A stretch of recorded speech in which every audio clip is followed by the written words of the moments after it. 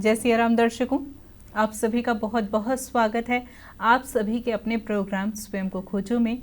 और मैं हूं आपके साथ उपेंद्र कौर। दर्शकों, अभी तक इस कार्यक्रम के माध्यम से हमने बहुत सारे प्रसंगों पर चर्चा की, प्रसंगों के बारे में जाना, जिसके माध्यम से हमने इस बात को समझने का प्रयास किया कि यदि प्रभु श्री राम को वनवास ना होता तो ऐसे में दिए गए श्रापों का और वरदानों का क्या होता। ऐसे में आज भी इस कार्यक्रम के माध्यम से हम एक ऐसे प्रसंग पर चर्चा करेंगे जिसके माध्यम से हम इस बात को समझने का प्रयास करेंगे। क्या होगा वो विशेष प्रसंग, वो हम आपको ज़रूर बताएंगे, लेकिन उससे पहले मिलकर स्वागत करते हैं हमारे बेहद ही खास मेहमान का। जी हाँ, हम बात कर रहे हैं मोटिवेशनल स्पीकर सौरभ जी की। तो आइए सबसे पहले मिलकर उनका स्वागत करते हैं। जय श्री राम सर, बहुत बहुत स्वागत है आपका। जय श्री राम, आपका भी बहुत बहुत स्वागत है। सभी श्रोताओं एवं दर्शकों का भी बहुत बहुत स्वागत है। सर, कार्यक्रम की पिछली श्रृंखला में हमने आपसे यहाँ तक जाना कि बाली की जो पत्नी है तारा, वो प्रभु के लिए भोजन बनाकर लेकर आती हैं, लेकिन प्रभु उस भोजन को स्वीकार नहीं कर पाते क्योंकि वो राजभोग एक किस्म से होता है। तो ऐसे में लेकिन प्रभु यह भी वचन देते हैं कि नहीं, आपकी यह इच्छा हम जरूर पूरी करेंगे, लेकिन समय आने पर। तो ऐसे में वो समय कब आता है, वो इच्छा कब पूरी होगी? क्या परम अवतार श्री कृष्ण का एपिसोड नंबर 635 है, जो 20 नवंबर 19 को आता है। उसमें वो प्रभु दिखाते हैं कि वहाँ पर एक बड़ी विचित्र लीला होती है। क्या होता है कि वहाँ पर सुदामा जी के बाद वाला प्रसंग आता है। सुदामा जी मिलने जाते हैं उनसे। उस समय वो लीला करते हैं कि एक तरह से सुदामा जी को राज दे देते हैं और स्वयं एक तरह से भिक्षुक के रूप में कई लीलाएं पूरी करते हैं, जिसमें से हमने एपिसोड नंबर 45 में भी बताया था कि परम अवतार श्री कृष्ण के एपिसोड नंबर 639 और 40 में निषाद और केवट की भी ये इच्छा उन्होंने पूरी की थी। जो उनकी इच्छा थी भोजन कराने की, वो वहाँ पूरी की थी। तो इसी तरह से ये एपिसोड नंबर 635 में भी 20/11/19 को ये आया था। उसमें ये दिखाया जाता है कि प्रभु भिक्षुक के रूप में, भूतपूर्व तारा है उस वर्तमान में, वो वहाँ पर एक तरह से हैं, उसके घर जाते हैं और वो कहते हैं कि भिक्षा के लिए कहते हैं। तो वो उन्हें एक तरह से पहचानती नहीं है। तब उन्हें वो याद दिलाते हैं कि इस तरह से जब त्रेता युग में तुम बाली के मरण के बाद भोजन के मेरे लिए लेके आई थी, तब मैंने तुम्हें ये वचन दिया था कि समय आने पर मैं तुम्हारे उसको इच्छा को पूरी करूँगा। तो अब वो समय आ गया है। तो वहाँ पर जाके एक तरह से उन्होंने द्वापर में उनकी इच्छा पूरी की।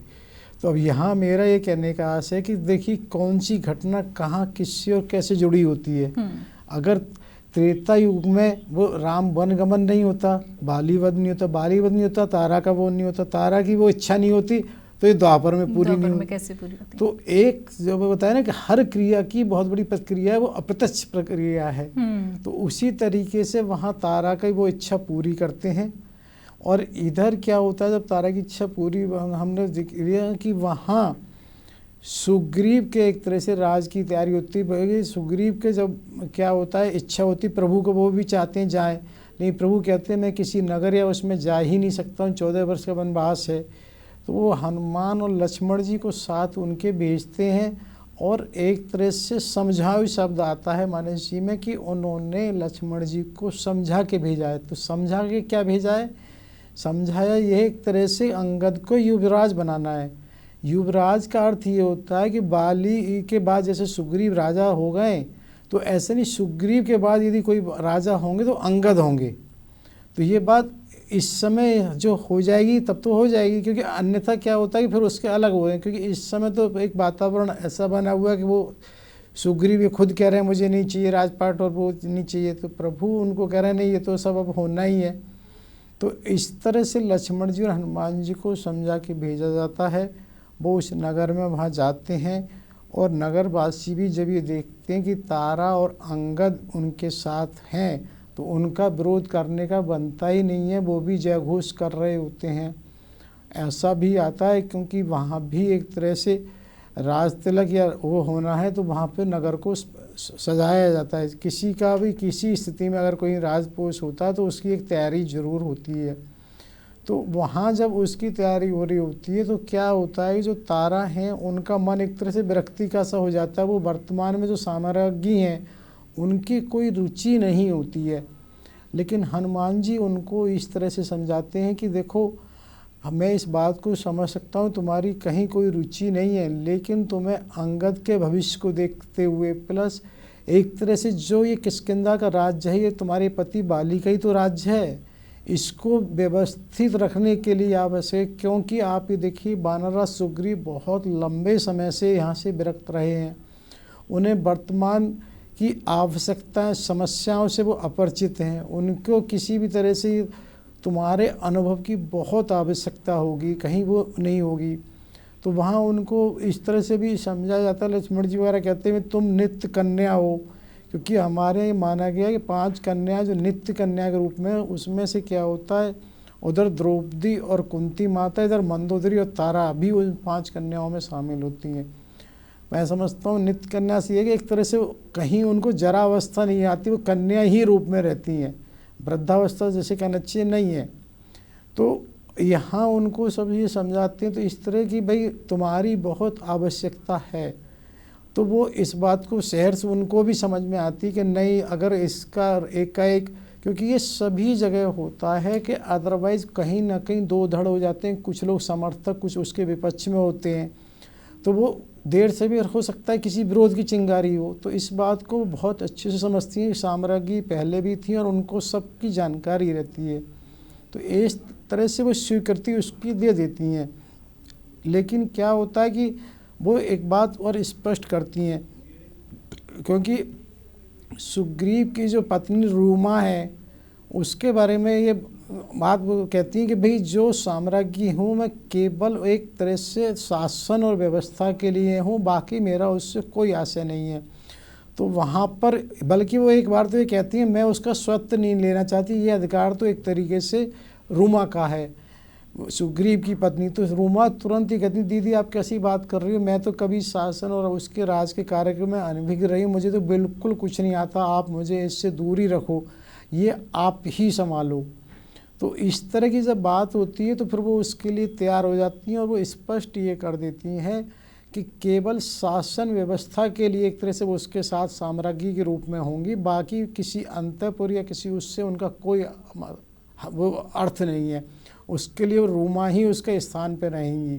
तो इस तरह की व्यवस्था को संभालते हुए वहाँ पर वो एक तरह से साम्राज्ञी बनने के लिए तैयार हो जाती हैं। जैसा कि अभी हम बता रहे थे कि तारा और रूमा के बारे में, तो क्या था कि रूमा काफ़ी लंबे समय से तारा के साथ थी, क्योंकि जैसे सुग्रीव तो वहाँ ऋषमुख पर्वत पे थे। तो यहाँ ये भी स्पष्ट आता है कि उन्होंने तारा ने उनको अनुजा की तरह से यानी अपनी बहन की तरह से ही रखा था। तो उनकी तो आपस की जो एक तरह से समझ कहें तो वो पहले से इस तरह से हो गई थी, तो कहीं कोई दिक्कत थी ही नहीं। वो एक व्यवस्था निर्धारित हो गई थी कि भाई एक तरह से साम्राज्ञी के तौर पर जो शासन व्यवस्था है उसमें तारा देखेंगे, बाकी उसमें वो अंतःपुर की व्यवस्था में वो रहेंगी रूमा। तो उसके बाद अंगद को युवराज बना दिया जाता है। और इधर ये भी आता है कि वो हनुमान जी के एक तरह से शागिर्दी हैं, उनके साथ में अंगद को ज्ञान और उनकी एक तरह से शिक्षा दीक्षा होती है, क्योंकि ऐसा माना जाता है कि वहाँ जो उपदेवता हैं ये यहाँ एक तरह से शिशु अवस्था नहीं होती है, ये जन्म लेते ही बड़े हो जाते हैं। तो ऐसा नहीं हुआ बड़े होते ही विद्या और वो आ जाए, बुद्धि और वो विद्या तो समय रहते ही आएगी। तो इसलिए उनका वैसे ये माना जाता है अंगद का जो लालन पालन शिक्षा दीक्षा है वो हनुमान जी की देखरेख में होती है। इधर ये होता है क्योंकि अब ये वर्षा ऋतु आ जाता है तो इसको चतुर्मास जिसे कहते हैं, वो 4 महीने का प्रभु तो वहीं पर करते हैं ऋषमुख पर्वत की गुफा में। तो ऐसा आता है कि जब ये क्योंकि इनका वो हो जाता है राज तिलक, तो सब लोग मिलने तारा रूमा और ये एक बार प्रभु से मिलने वहाँ जाते हैं, क्योंकि प्रभु तो वहाँ आना नहीं था। तो जब मिलने जाते हैं तो वो उनको इस बात कहते हैं भाई अपने कार्य को ठीक से समझो करना, और वो वहाँ से विदा कर देते हैं। इधर क्या होता है कि जब वो वहाँ अपने किष्किंधा आ जाते हैं अपने हिसाब से रहते हैं। इधर ऋषमुख पर्वत पर, क्योंकि ऋषमुख पर्वत पर का है एक तो वहाँ वो वैसे ही बड़ा भव्य और दिव्य स्थान है, उसके साथ साथ पर्वतों पर अगर बारिश के दिनों में देखते हैं तो एक तरह से उनका सौंदर्य और बढ़ जाता है, क्योंकि वहाँ पर एक तो समय के साथ पहले ही महीने में बहुत सारे फल आ जाते हैं, जैसे जामुन है, आम है, कटहल है, ये फल भी आ जाते हैं। उसके बाद भादों में दूसरे फल आ जाते हैं। दूसरा क्या होता है कि एक तरह से माना जाता है कि पावस बोलते हैं उसे बारिश को, कि वो पृथ्वी का एक तरह से श्रृंगार करती है, कि जहाँ जो कुछ गंदगी है उस वो सफाई हो जाती है, और जहाँ हरियाली है वो हरियाली नज़र आती है। इस तरह से उसका बड़ा मनोरम वो है। और प्रभु जिस गुफा में है वो अपने आप में ही बहुत ही अच्छी है, उसमें बहुत सारे निर्जर वो हैं, जलप्रपात जैसे कहना चाहिए। तो उसके साथ ही वहाँ पर क्या होता है कि प्रभु को भी वो एक तरह से विरह की वो चीज़ें होती हैं। तो वहाँ उन्हें लगता है सीता। तो यहाँ पर क्या होता है कि ऐसा बताते हैं कि लक्ष्मण जी को एक अच्छा ये लगा कि इससे अच्छा समय नहीं होगा, तो वो क्या सोचते हैं कि जब भी उनका ध्यान भी बढ़ जाए और किसी तरह का सत्संग भी हो जाए, क्योंकि यहाँ और तो कोई है नहीं। तो वो यहाँ बड़े उससे भगवान से फिर ये पूछते रहते हैं जैसे कि क्रिया योग क्या होता है। तो भगवान ये कहते हैं कि भाई योग ऐसे समझो आप, क्रिया और योग एक वो भाव है जो भगवान से जोड़ता है जी। यदि कोई भाव भगवान से जो जोड़ दे वही योग है। बिल्कुल। योग का ये ऐसे नहीं है केवल हमारे इन क्रियाओं से है, ऐसी कोई क्रिया नहीं है जिसको हम योग कहें, लेकिन जो भी भगवान से जोड़ दे वो सब क्रिया योग है। तो इसी तरह से ना वो उनसे बहुत सारी चर्चा समय समय के साथ करती हैं कि वो ये कहते हैं जो भगवत आसना है, जो भगवत पूजा है वो सब क्रिया योग हो। और वो भिन्न भिन्न ना वो मूर्ति पूजा के बारे में, न्यास के, स्तोत्र के, मंत्र की दीक्षा के, मतलब इतना, क्योंकि उन्हें ये क्या लगता है इतना बढ़िया समय है और इस समय का क्या सदुपयोग किया जा सकता है। तो वो अधिक से अधिक लक्ष्मण जी उस ज्ञान को अर्जन करने के लिए प्लस प्रभु को वो विस्मृत कराने के लिए माता जानकी का विरह कम हो, तो वो उनसे उस समय किसी न किसी उस पर चर्चा करते हैं कि भाई चाहे किसी न्यास की, स्तोत्र की, कहीं भी, तो इस तरह होता है। और यहाँ पर ऐसा भी प्रसंग आता है कि यहाँ पर भगवान राम ने एक तरह से नवरात्रों की, तो ये संभवतः नवरात्रि ऐसी होती है, मुझे लगता है जैसे कि हमारे यहाँ 2 नवरात्र तो प्रत्यक्ष होते हैं, 2 नवरात्र गुप्त नवरात्र के तौर पे होते हैं। जैसे जून के आखिरी महीने में भी एक नवरात्र शुरू होती है, तो संभवतः ये वो वाले नवरात्र रहे होंगे। तो ऐसा आता है कि भगवान ने भी नवरात्रि रखे हैं और 9 देवी की एक तरह से गौरी से लेके सब पूजा करी है 9 देवी की, और तब वहाँ पर इस तरह से उनको वो पूरा किया है। इधर क्या होता है कि जब हनुमान जी सुग्रीव से ये कहते हैं कि देखो समय रहते जो काम किया जाता है वो महत्वपूर्ण है, कहने पर जो काम किया जाए उसका महत्व इतना नहीं है। अर्थात वो उनको समझाते हैं हर तरीके से सामने से भी, देखो प्रभु ने जो काम करना था अपना कितने तुम्हारे लिए किया है, तुम्हें उसका कर्तव्य होना चाहिए, और तुमने अभी तक तो कुछ काम शुरू ही नहीं किया है, तो तुम्हें कुछ उसके लिए करना चाहिए। तो उन्हें एक तरह से समझाते भी हैं और वो भी करते हैं। तो वो हनुमान जी की इस बात को उन्हें भी एहसास होता है कि हाँ कुछ ऐसा होना चाहिए। तो वो एक बात कहते हैं भी किष्किंधा के बानर तो केवल पर्याप्त इस कार्य के लिए है नहीं, तो इसके लिए वो ये कहते हैं पूरी जिस बानर को जिस दिशा की जानकारी है उसको उस दिशा में, और जो दूर के और वैसे जो विशेष स्थान है उसमें हनुमान जी स्वयं जाते हैं। और अर्थात वो बानरराज सुग्रीव आदेश देते हैं जहाँ जहाँ भी जो भी बानर हो 15 दिन के अंदर यहाँ उपस्थित हो जाए, यदि उपस्थित नहीं होंगे तो उन्हें प्राणदंड दिया जाएगा। तो इस तरह से वो सारी ही दिशाओं में, सारी व्यवस्थाओं में नल, नील, हनुमान, जामवंत और अन्य बानरों को भेज देते हैं। तो यहाँ देखिए एक बड़ी महत्वपूर्ण बात ये है कि जो एक बार पहले भी हमने कही थी भील के और उसमें कि ये लोग बहुत बुद्धि और उसे नहीं लगाते इतनी जल्दी, वहाँ पे भी लोग जो कह दिए उसको मान लेते हैं। हमारे जैसे होता है ना, नेक भी पढ़ा लिखा व्यक्ति सबसे पहले काम क्या, क्यों, कैसे, बिल्कुल क्यों करें, क्या कैसे करें, क्या मतलब है, हमें क्या करना है।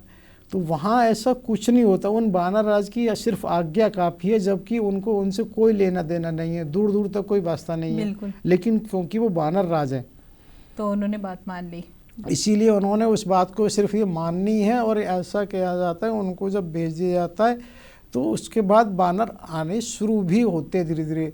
लेकिन क्या होता है कि ये चीज़ तो हनुमान जी ने सुग्रीव को जागृत किया था, लेकिन अभी तक इस तरह की तैयारी के बारे में वहाँ ऋषमुख पर्वत पर भगवान राम और लक्ष्मण को कोई ज्ञात नहीं है। तो भगवान राम लक्ष्मण से कहते हैं, एक तरह से रोष जताते हैं कि भाई सुग्रीव से जाके कहना कि वो जो बाण था वो मेरी तुड़ीर में है, कहीं चला नहीं गया है, और ना ही वो रास्ता जहाँ बाली गया कि वो बंद हो गया है, अवरुद्ध हो गया है, ना ही कुछ हुआ, उस रास्ते पे उसे भेजा सकता है। तो जब उसको लक्ष्मण जी भी बड़े उससे कहते हैं, प्रभु आप कहें तो सी, मैं अभी जाके देखता हूँ कि उसको ऐसा करता हूँ। तो तब प्रभु समझाते हैं कि नहीं, हमें केवल नाटक करना है, हमें रोष नहीं करना है, रोष का नाटक करना है। तो वो देखते हैं अरे प्रभु बड़ी जल्दी है। तो यहाँ पे ना सबसे बड़ी बात एक मुझे बार बार क्या लगती है कि जो पंचवटी पर उन्होंने जब कहा था एक बार कि करब नरलीला, तो वो हर स्थान पर उससे पहले नरलीला नहीं हुई है। क्योंकि आप देखिए उससे पहले वो एक तरह से ऋषि मुनियों से मिले हैं, तो वहाँ पर नर वाली लीला होने की जरूरत ही नहीं है। लेकिन चित्रकूट के बाद वो नहीं रह जाता है।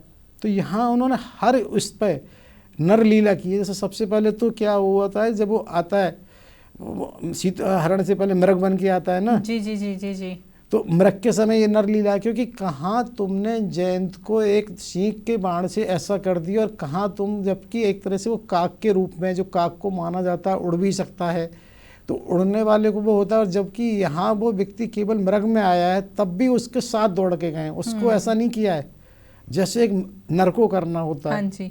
तो वो ये दिखाने का आशय कि वो जानबूझ के सारी लीलाएं हो रही हैं, क्योंकि एक तरह से सीता हरण होना तो आवश्यक था। सीता हरण होता नहीं तो कुछ आगे बढ़ता ही नहीं। तो सीता हरण होना है, सीता हरण के बाद वो कितना विरह उसे दिखाते हैं, वो उस समय नारद जी को दिखाते हैं। तो हर स्थिति में ना वो एक तरह से वो कर रहे हैं। तो रोष भी वो उस लीला का हिस्सा है कि एक तरह से देखिए तो उनको सावधान करते हैं लक्ष्मण जी को कि रोष का नाटक करना है, रोष नहीं करना है। तो लक्ष्मण जी उनको जब देखते हैं तो वो भी एक तरह से समझ जाते हैं। फिर वो वहाँ से लक्ष्मण जी आते हैं किष्किंधा को। तो ऐसा आता है कि उन्होंने अपने धनुष पे प्रत्यंचा चढ़ाई है। प्रत्यंचा में वो केवल वो जय घोष, यानी जो उसकी समाप्त डोरी होती है उसे खींच के जो एक तरह से उसकी ध्वनि होती है, उसी को वो जोर जोर से जब करते हैं तो वहाँ सभी लोग एक तरह से आतंकित और व्याकुल से हो जाते हैं। तो किसी की हिम्मत नहीं पड़ती उनके पास आने की। कोई सोचता तो है लेकिन नहीं आता है।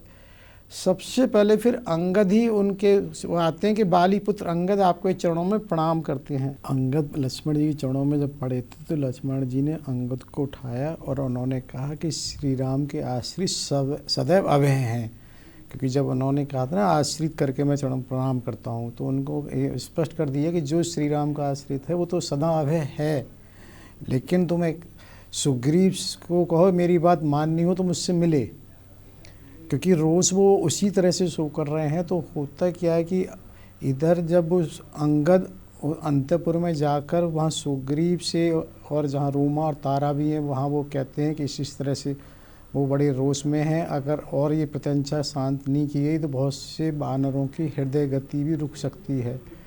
जब सुग्रीव इस तरह से वहाँ सुनते हैं तो एक तरह से यहाँ ये बहुत अच्छी बात है कि हनुमान जी भी लौट कर आ चुके हैं जैसे वो गए थे।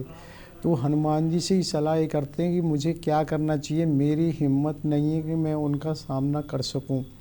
तो वो एक तरीके से ये पूछते हैं वहाँ, तो वो कहते हैं भाई तुम एक काम करो कि अंगद और तारा को लेकर उनके पास जाओ, लक्ष्मण जी के पास उन्हें। तो ऐसा होता है। फिर वहाँ पर तारा उनके उसमें आती हैं अंगद के साथ में, और वो लक्ष्मण जी के समीप आके उनसे इस तरह से करती हैं कि जब आप इतने क्रोध में क्यों हैं, जो आपके मित्र हैं, जो आपके आश्रित हैं, जब एक बार तो उनको ऐसा करने का क्या है। वो ही कहते हैं नहीं ये सब कुछ उन्होंने सब भुला दिया। बोले नहीं कुछ भी नहीं भुलाया, अब चल के तो देखें तो सही उन्होंने क्या क्या काम किया है, किस किस को वानरों को बुला रखा है कैसे। तो एक तरह से उनका क्रोध शांत हो जाता है। और वो इसको कहती हैं बाण की इसकी धनुष की क्या ज़रूरत है, तुम्हें क्या लगता है यदि किसी को दंड देना है, कोई कौन मरने को यहाँ आतुर है, किसी को मरने को तो उसको प्राण तो मैं ही दिलवा दूंगी, इसकी आपको ज़रूरत ही नहीं है। तो वो वहाँ कहते हैं तो वो उसी समय वो कहते हैं कि अच्छा सुग्रीव से बात करनी है उनसे मिलना। तो उनको सब लोग सम्मान सहित वहाँ ले जाते हैं सुग्रीव जी के पास। और सुग्रीव क्योंकि जब वहाँ पहुँचते हैं लक्ष्मण जी तो वो अपने सिंहासन पर बैठते हैं। वहाँ से एक तरह से आता है कि कूद के एकदम लक्ष्मण जी के चरणों की तरफ आते हैं, वो उन्हें उठाते हैं और उन्हें गले लगा के तब, लेकिन उस समय भी ये कहते हैं तुमने प्रमादवश किया 4 महीने में और किया है, और तुम्हें एक तरह से उसकी तुम्हें मरने का या मारने का ही अधिकार बनता है। तो वहाँ पर भी क्या होता है कि तारा की दूरदर्शिता है कि वो हर स्थिति में उस चीज़ को संभालती है, और वो ये कहती हैं कि आप कैसे वचनों का उपयोग कर रहे हैं लक्ष्मण जी से, प्रभु से जो आपके मित्र होते हैं, जो आपके आश्रित हैं, उनको ऐसे कैसे हो सकता है। और तब ये वहाँ पर उनसे इस तरह की बात हो रही है। लक्ष्मण जी क्रोध करने पर तारा नम्रता पूर्वक उनसे कहती हैं कि वानर राज न कृतज्ञ हैं न कठोर हैं, वैसा नहीं है, उन्होंने बहुत कुछ किया है। बस इतना सा आप समझ लो कि उन्होंने कितने लंबे समय से दारुण दुख सहाय, कितने उससे वो बाहर रहे, तो उसमें थोड़ा सा प्रमाद जरूर हो गया है, लेकिन वो ऐसा प्रत्युपकार करेंगे कि जैसे कोई कर नहीं पाएगा। आप उन्हें देखिए तो सही वो क्या करते हैं, तो वो उस तरह से उनको लक्ष्मण जी को शांत करती है। और उन्होंने पहले से ही कितने सारे वानरों को संदेश भी भेज दिए हैं। जब लक्ष्मण जी अंदर आते हैं, वहाँ देखते हैं, तो एक तरह से उनका क्रोध शांत हो जाता है। तो वो एक तरह से ऐसा भी कहा जाता है कि वो कहते हैं क्रोध में अगर मैंने कुछ कहा है तो उसके लिए क्षमा। तो वो हनुमान जी को अच्छा नहीं लगता कि अरे लक्ष्मण जी ऐसा क्यों कहे हैं, तो वानर राज का कहीं ना कहीं वो, तो यहाँ पर ये बात भी आती है कि वानर राज तब वो व्यवस्था की एक तरह से लक्ष्मण जी को ये समझा रहे होते हैं, भाई इस तरह से हमने सब तरफ ये संदेश भेज रखा है सबको बुलाने के लिए, जिससे अधिक से अधिक हम बेहतर, क्योंकि रावण से ये नहीं हम मान सकते कि वो क्या नहीं कर सकता। अगर रावण ने ले गया है तो एक तरह से अपने उससे तो ये नहीं कि वो लौट के कहीं और नहीं ले गया हो, क्योंकि सभी को ये पुरानी घटना का तो स्मरण रहता है राजनीति में खास तौर से। जैसा कि हमने पहले भी कहा था कि महाराज दशरथ के विवाह के समय भी उन्होंने जब कौशल्या जी का अपहरण किया था तो वो सीधे लंका नहीं लाया था, उसने तिमिंगल जो एक तरह से मछली थी उसके पास उस बॉक्स को रखवाया था। तो यहाँ भी सबके मन में एक संदेह होता है कि ये कैसे माना जाए कि वो सीधा लंका ही ले गया हो, सीता अपने या कहीं मुड़ गया हो। हालांकि यहाँ एक चीज़ और मेरी समझ में आती है, देखो उस समय भी इस तरह के बाकायदा वो सब यान और ये सब चलते थे, तो क्या कोई उस समय भी ATC सिस्टम था भाई जो आज एयर ट्रैफिक कंट्रोलर सिस्टम है, क्योंकि कौन को कैसे कोई आकाश में उड़ने के बाद कोई सड़क तो होती नहीं है कि जिससे आदमी कहाँ सही दिशा में जा रहा है, थोड़ा सा भी और भ्रमित हो गया तो, लेकिन उस समय भी कहीं कुछ था। इसका एक उदाहरण अभी मैं देखता हूँ कि अगर हम देखें हमारे वर्तमान में गुजरात में जो सोमनाथ का मंदिर है, वहाँ ऊपर एक एरो लगा हुआ है चोटी पर, और उसके नीचे एक पत्थर लगा हुआ है। उस पत्थर में संस्कृत में एक श्लोक है जिसका अर्थ ये होता है कि यहाँ से अंटार्कटिका तक किसी भी तरह की कोई आकृति, कोई निर्माण, कोई भूमि वो नहीं है, केवल जल ही जल है। तो अब ये बात है कि हमारे कितना पुराना वो था और उस समय भी लोगों को इतना ज्ञान था। तो कोई ना कोई व्यवस्था हमेशा ऐसी रही होती है जिससे वो ज्ञान हो पाता है, उसको उन्होंने लिखवा रखा है कि भाई इस तरह से वहाँ तक कोई किसी तरह की वो नहीं है, एक रुकावट कहें या कोई निर्माण नहीं है, केवल जल है। तो इसी तरह से ये बात हो रही थी कि रावण ये जरूरी नहीं कि उसे लंका में ले गया हो, अगर नहीं ले गया हो तो पूरे उसमें अन्वेषण करने के लिए किष्किंधा के वानर पर्याप्त नहीं होंगे। किष्किंधा के बारे में तो उन्होंने उन्हें ये अवगत कराया है, और ये कहते हैं कि जब भी देखता है थोड़ी ही देर में चारों तरफ से वानर राज की वानरेंद्र की जय हो, वानर आने शुरू हो जाते हैं, और जो जहाँ से जिस दिशा से आते हैं वो वहाँ से अपनी तरफ से, जैसे एक तरह से ना स्वागत में कोई हिमालय पे अगर फल होता है उसे लेके आते हैं, तो वो वहाँ पर आ रहे होते हैं।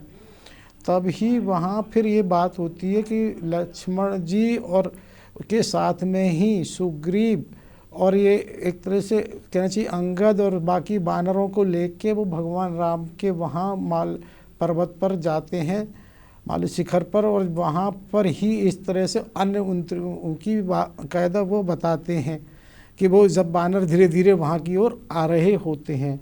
जैसा कहा चारों दिशाओं से वानर भिन्न भिन्न तरीके के आ रहे हैं, कहीं से काले हैं, कहीं सफ़ेद हैं, कहीं पीले हैं, कहीं लाल हैं, कहीं कैसे कोई पूरे उससे वानर आ रहे हैं, और सब यूथ की यूथ जत्था वहाँ आ रहा है। तो वो एक तरीके से वहाँ ये सोचते हैं प्रभु से परिचय कराने की, तो वो क्या करते हैं, जो मुख्य हैं वो ये कहते हैं कि जो जामवंत जी से तो आप पहले से परिचित हैं ही हैं, जो भी वानर हैं एक तरह से इन्हीं के अनुगत हैं। इधर वो क्या करते हैं कि एक तरह से उनका भी परिचय कराते हैं, जो सुषेण तारा के जो पिता हैं, क्योंकि वो अपनी एक तरह से वो टोली पूरी लेके आते हैं, ये तारा के पिता हैं। एक तरह से जो रोमा के पिता सतवली हैं उनसे परिचय कराते हैं। इधर हनुमान जी के पिता जो केसरी हैं उनसे भी परिचय कराते हैं कि महाराज केसरी हैं। यहाँ एक चीज़ों को बड़ी ध्यान देने की है कि पहले से ही वहाँ पे वो वानरराज केसरी हैं, पर क्या होता है ना, किसी किसी का भाव, हनुमान जी का जो भाव है वो पहले से ही इतना सेवा भाव है कि वो अपने परिवार में सबसे बड़े भाई हैं, जबकि उनके 5 भाई और भी हैं, और उसके बावजूद भी वो किष्किंधा आ जाते हैं सेवा भाव में, और वहाँ से वो सिकुरी के साथ हो जाते हैं। तो यहाँ ये चीज़ भी है कि देखिए हनुमान जो आप ये देखिए कि वर्तमान में भी मथुरा वृंदावन रोड पे एक अटल्ला चुंगी करके स्थान आता है, जैसे ही घुसते हैं और वहाँ पर वो मंदिर बना हुआ है बालाजी को, वहाँ वो 5 भाइयों के साथ वहाँ हैं। तो उनके जो नाम है वो इसी तरह से नाम है, जैसे हनुमान जी का है, किसी का गतिमान है, किसी का श्रुतिमान है, धृतिमान है, और उसमें एक तरह से गतिमान, श्रुतिमान, केतुमान है। तो वहाँ जो नाम इस तरह से उनके आ रहे होते हैं ना, तो ये बताने का कहते हैं कि उनका सेवा भाव इतना ज़्यादा होता है कि जिसकी वजह से वो अपना राज्य भी छोड़ के वो वहाँ पर सेवा के भाव से वहाँ पहुँचे होते हैं। और यहाँ एक चीज़ और मैं ज़रा साथ में बताना चाहता हूँ कि जो शायद आगे कहीं ना, जाम्बन जी जैसे हैं ना, जाम्बन जी ये ब्रह्मा जी से सीधे जुड़े हुए हैं और इनकी आयु काफ़ी अधिक है।